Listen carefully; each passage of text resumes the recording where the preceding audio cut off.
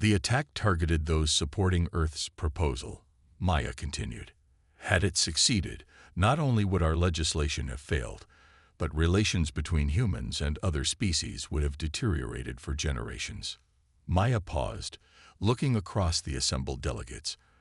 In the front row, Councillor Vreen sat rigidly, his proximate features locked in a carefully neutral expression. But something unexpected happened, Maya said, her voice growing stronger. The plot required removing me from the diplomatic quarter to avoid suspicion falling on anti-human elements. In doing so, they made their first mistake. She nodded toward the side entrance, where the Salaxian ambassador waited. He moved forward to join her at the podium, his scales shimmering with ceremonial colors. Ambassador Zorax, and I have not always agreed, Maya said, acknowledging him with respect. In fact, just yesterday, he was instrumental in having me removed from my assigned seat in the diplomatic quarter. The Salaxian ambassador stepped forward. An action I deeply regret, he announced, his translator projecting his voice throughout the chamber. What began as an act of prejudice on my part became unwitting participation in a conspiracy. By removing Dr. Johnson from the diplomatic quarter, I unknowingly saved her life, while endangering others. Murmurs grew louder as the ambassador continued. When disaster struck, it was Dr. Johnson who risked her life to save those who had mistreated her. She demonstrated the very qualities her legislation seeks to protect, the inherent dignity and worth of all sentient beings, regardless of origin. Maya stepped forward again, her tablet displaying a final piece of evidence. Security forces have confirmed that Lieutenant Draz acted under direct orders from Councillor Vreen, whose financial connections to anti-equality groups have now been exposed. At these words, security officers approached Vreen's seat. The Proximan stood, his face contorted with rage. Humans are inferior, he shouted over the rising voices of the chamber. They've been among the stars barely a century. They cannot presume equality with species that have traveled space for millennia. As Vreen was escorted from the chamber, Maya returned to her evidence. The attack failed, but its purpose reveals how desperately some fear true equality. Today, I ask you not just to vote on legislation, but to decide what kind of galactic community we wish to build. The chamber grew quiet as Maya concluded her presentation. A community where status is determined by birth and species, or one where actions and character define our standing. I stand before you not just as Earth's representative, but as living proof that prejudice nearly led to disaster, and that cooperation across species lines saved many lives. The council chair, an ancient Centaurian, rose from his seat. We will now vote on Earth's Equal Species Recognition Act. Maya held her breath as representatives cast their votes. The display screen above the chamber tracked the results in real time. Green lights, representing approval, began to outnumber red. When the final tally appeared, the chamber erupted in applause. The act had passed with an overwhelming majority. The council chair approached Maya, extending all four of his hands in the traditional Centaurian gesture of highest respect. Dr. Johnson, your courage has changed galactic law forever. For the first time, humans will have equal legal standing in all council territories. As Maya accepted the gesture, she noticed a group of young diplomats from various species watching her with admiration. Among them stood a young Salaxian, his scales bright with enthusiasm. Dr. Johnson, the youth said, approaching her after the ceremony. We've formed an interspecies justice coalition. Would you consider advising us? Maya smiled, thinking of how far she had come, from being removed from her seat to helping shape the future of interstellar law. Justice knows no boundaries, she said, not between countries, planets, or species. I would be honored. As she prepared to board the shuttle that would take her home to Earth, Maya looked out at the vast spread of stars. For the first time in galactic history, humanity would travel among them as true equals. For the first time, the aliens looked at him not with contempt, but with something new, uncertainty about their assumptions. Marcus met their gazes steadily, knowing this small victory wouldn't change their minds about humanity. But it was a start. "The diplomatic emergency has been resolved," announced the station eye. "All systems returning to normal function." "Well," said Director Vexora, gathering herself, "perhaps you aren't entirely useless after all, human. Report to Lab Section 7 tomorrow at first bell. You've been assigned to the pathogen research team." As the regular lights came back on and the crowd dispersed, Marcus allowed himself a small smile. Not acceptance, not yet, but a tiny crack in their certainty about human inferiority. It was enough for now. 3 days after Marcus's improvised repair had saved the diplomatic summit, the atmosphere on the station had shifted subtly. The aliens no longer stared at him with open contempt. Instead, they watched him with uncomfortable curiosity, as if reassessing a specimen they had misclassified. Marcus sat alone in Lab Section 7, surrounded by holographic displays showing data from the mysterious pathogen killing livestock on frontier worlds. The lad was quiet this early in the station's cycle, just how he preferred it. Without distractions, he could think more clearly. "Working Earth hours again, human." Director Vexora's voice came from the doorway. Marcus didn't look up. "The pathogen doesn't sleep. Neither should I." The director glided into the room on her tentacle-like lower limbs, all 4 of her violet eyes focused on the displays. "The council expects a progress report today. Tell me you have something." "I do," Marcus replied, "but you're not going to like it." He gestured at one of the displays, and it expanded to show a complex molecular structure rotating slowly in the air between them. "What am I looking at?" asked Vexora. "Evidence that this isn't a natural disease." Marcus stood up and walked through the hologram, pointing to specific sections of the molecule. "See these attachment proteins? They're designed to target specific neural receptors found in most council species, and these replication mechanisms, they've been artificially optimized." Director Vexora's skin paled slightly. "You're suggesting bioterrorism. Based on what?" "Earth's paranoid warfare history makes you see weapons everywhere." Marcus sighed and pulled up another display. "I've been running tests using methods we developed on Earth during our early pandemics. Techniques your scientists consider obsolete." He showed her a time-lapse simulation of the pathogen's evolution. "It's not just killing livestock anymore. It's adapting, changing to attack sentient brains with similar neural structures. This isn't random mutation. It's programmed behavior." The director waved a dismissive hand. "The council won't listen to baseless fears from a species that still thinks in terms of constant threats. You need conclusive proof, not theories based on primitive Earth science." Marcus was about to argue when his tablet pinged with an urgent alert. His heart sank as he read the incoming data. "We just got that proof," he said quietly, transferring the alert to the main display. "Colony Outpost on Proxima I is reporting the first sentient victims.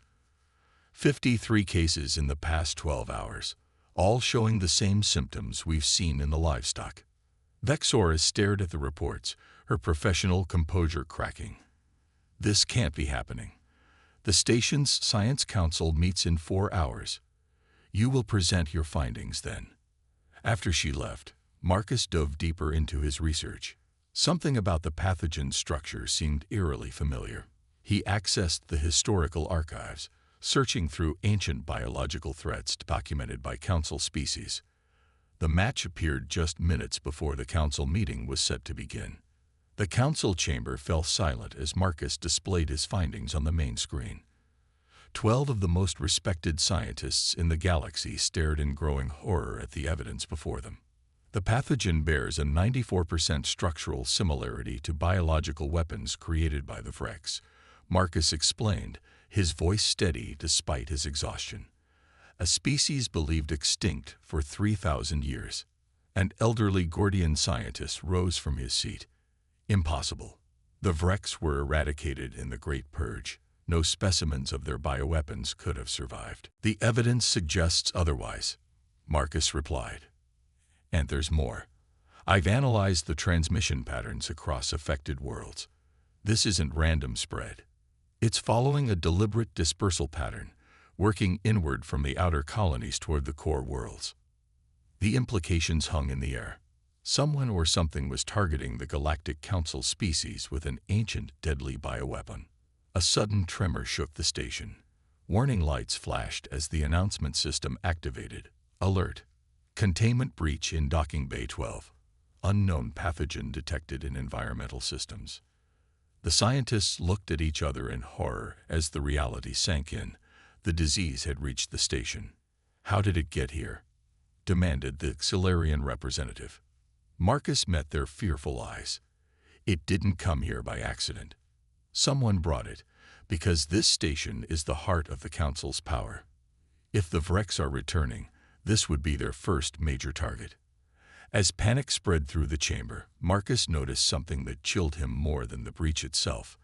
In the confusion, no one seemed to notice that Director Vexora had quietly disappeared.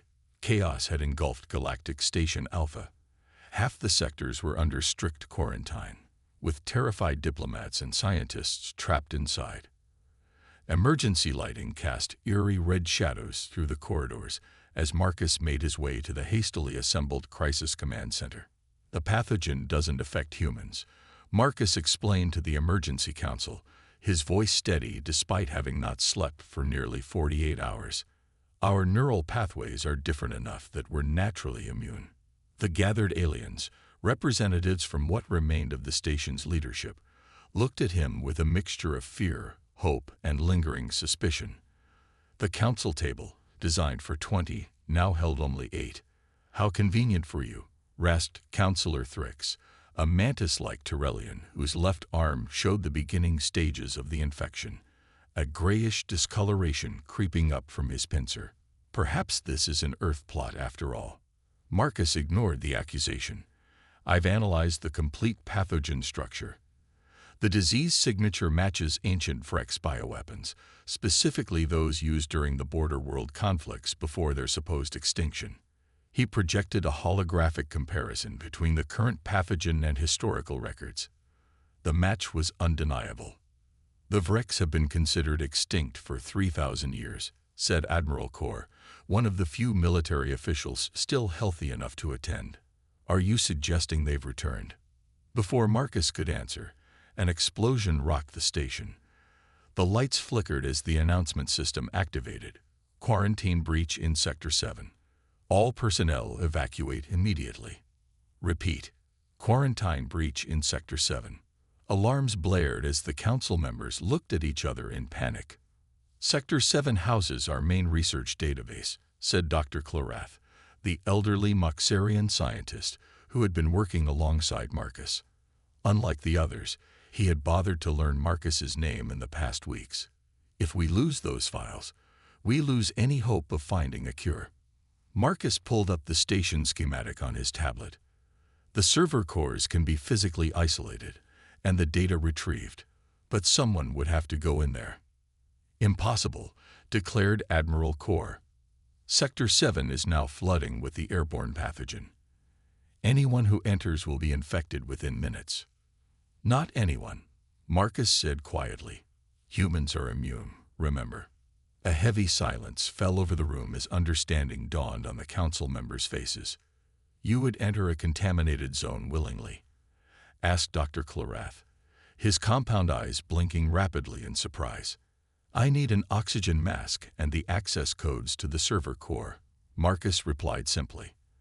The pathogen is airborne, but extra protection can't hurt. While the council discussed his proposal, Marcus noticed a message flashing on his tablet. It had been sent from Director Vexora's personal channel, but contained only a set of coordinates within the station and the words, "Proof of deliberate release. Come alone."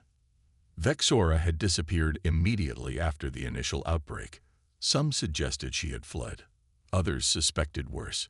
This was the first sign of her since the crisis began. As the council authorized his mission to Sector 7, Marcus made a silent decision to make a detour. An hour later, Marcus stood at an unmarked door in a maintenance tunnel, well away from the evacuation routes. He checked the coordinates again. This was the place Vexora had indicated, With a deep breath, he placed his hand on the scanner. To his surprise, it recognized him, and the door slid open. Inside was a small observation room overlooking what appeared to be a private laboratory.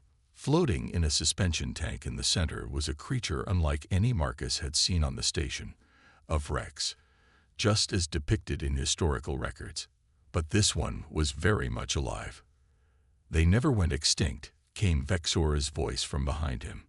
"The Council just wanted everyone to believe they did." Marcus turned slowly. Director Vexora stood in the doorway, but something was wrong. The familiar violet of her eyes had darkened to an unnatural black, and her movements seemed strangely mechanical. "The Vrex were never defeated," she continued, her voice oddly flat. "They simply went into hiding, infiltrating other species through neural parasitism. For 3,000 years, they've been waiting, planning their return." With horror, Marcus realized the truth. Vexora wasn't speaking to him. Something was speaking through her. "Why are you showing me this?" Marcus asked, slowly backing away. A terrible smile spread across Vexora's face. "Because humans are immune to our pathogen, which makes you interesting. We need to understand why." The door slammed shut behind her, trapping Marcus inside. Marcus pressed himself against the wall as the infected Director Vexora moved toward him with unnatural grace. The room suddenly felt much smaller, with the suspension tank's glow casting strange shadows across her altered features. "You won't learn anything by killing me," Marcus said, his eyes darting around for any possible weapon or escape route. "Kill you?" The voice coming from Vexora sounded amused. "No, human. You're far too valuable. Your immunity is fascinating." In a flash of inspiration, Marcus realized his advantage. Whatever controlled Vexora needed him alive to study human immunity. He wasn't in immediate danger of death, just of becoming a laboratory specimen. "I already know why humans are immune," Marcus bluffed. "And I've been working on a treatment based on our antibodies." The creature controlling Vexora paused, head tilting slightly. "Impossible. You've had the pathogen for mere days." "Earth scientists specialize in disease research. It's what kept us alive during our own pandemics." Marcus edged toward the lab equipment. "I can prove it. Let me access this terminal." After a moment's hesitation, the possessed director nodded. Marcus quickly pulled up his research data, which he'd kept backed up on his personal tablet. His hands moved rapidly over the interface, bringing up molecular models. "Human neural pathways lack the receptor sites your pathogen targets," he explained, working even as he spoke. "But more importantly, our immune system produces specific antibodies that destroy the pathogen before it can mutate to target us." As he talked, Marcus was secretly sending his location and a data package to Dr. Clarath. If he couldn't escape, at least his research might. "These antibodies could be synthesized and modified to work for other species," he continued. "A treatment is possible." The creature's interest was clearly piqued. "Show me these antibodies." Marcus pulled a small medical kit from his pocket, standard issue for all station personnel. "I can do better. I can show you a demonstration." Before Vexora could react, Marcus jabbed the medical injector against his own arm, wincing as it delivered its payload directly into his bloodstream. "What did you do?" the creature demanded, suddenly alarmed. Blood began to trickle from Marcus's nose as he smiled grimly. "I just injected myself with a modified version of your pathogen, one carrying human antibodies. My body will now produce massive amounts of the cure." The creature lunged forward, but it was too late. Marcus had gambled everything on this moment. This desperate plan formed during sleepless nights in the lab. "You fool," it hissed through Vexora's mouth. "The concentration required would be toxic to your system." "Probably," Marcus agreed, already feeling burning pain spreading through his veins. "But it will work. I'm now a living delivery system for the cure." An explosion rocked the station, the rescue team Marcus had alerted. As the door blew inward, Marcus collapsed to his knees, blood now streaming from his nose and ears. Dr. Clarath rushed in with security forces, who quickly subdued the infected director. "Marcus, what have you done?" "The only thing that would work," Marcus gasped, his vision blurring. "The cure needs a living host to replicate properly. My body will produce enough to start treating others." The next hours passed in a haze of pain. Station medical teams extracted Marcus's blood, quickly confirming his theory.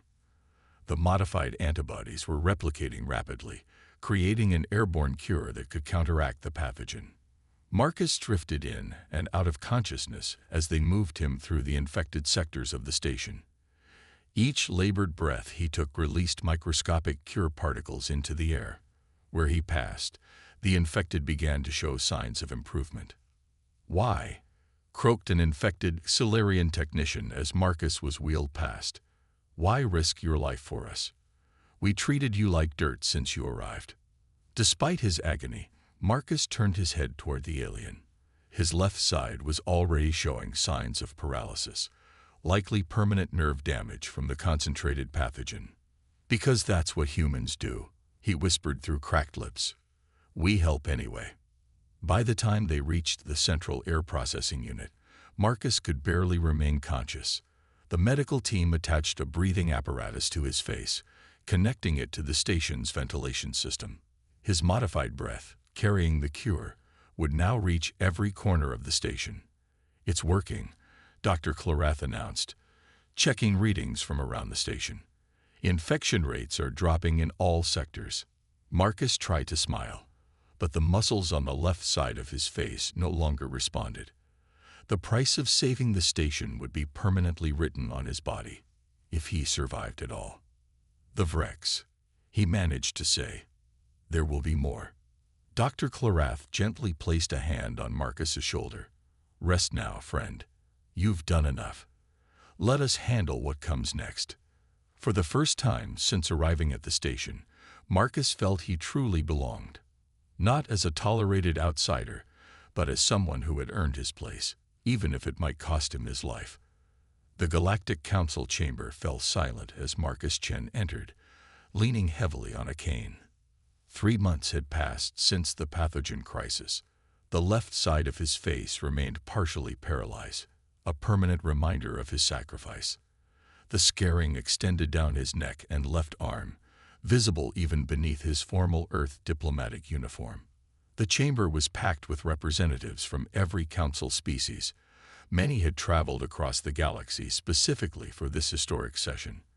As Marcus slowly made his way to the central platform, he could feel hundreds of eyes following his every labored step. "Marcus Chen of Earth," announced Supreme Counselor Jen, the ancient Moxarian's voice carrying effortlessly through the vast space. "Step forward to receive the Council's judgment." Marcus approached the raised dais, each step carefully measured. The medical team had warned him not to push his recovering body too hard, but some moments demanded one's full presence, regardless of physical limitations. 3 months ago, this station, the heart of our galactic civilization, faced extinction, Jen continued. A bioweapon engineered by the Vrex, a species we wrongly believed extinct, nearly accomplished what 3,000 years of hiding could not. Images of the crisis appeared on the massive screens surrounding the chamber.